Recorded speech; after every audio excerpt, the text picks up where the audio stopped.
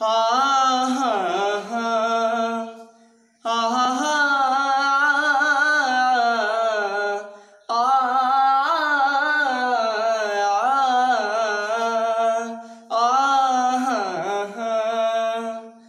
हर की चलता डगारिया,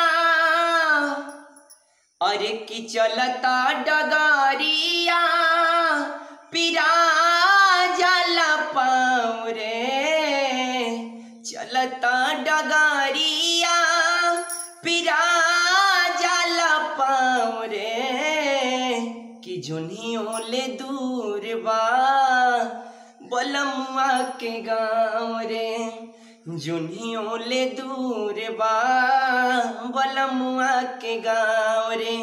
माननीय हमनी के भोजपुरी के जगत मानस गायत्री बाबा लिखले का, हर की चलता डगारिया पिरा जाला पाँव रे, कि जुनियों ले दूर बा बलमुआ के गाँव रे, जुनियों ले दूर बा बलमुआ के गाँव रे।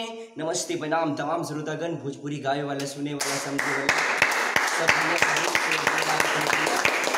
इस तरह आप लोगों के गीत सुने के भोजपुरी के जगत माननीय गायत्री बाबा के गावल गीत हटे। हमारा छोटा सा प्रयास है, अगर अच्छा लगे तो प्लीज जा शेयर करें। जय हो भोजपुरी समाज।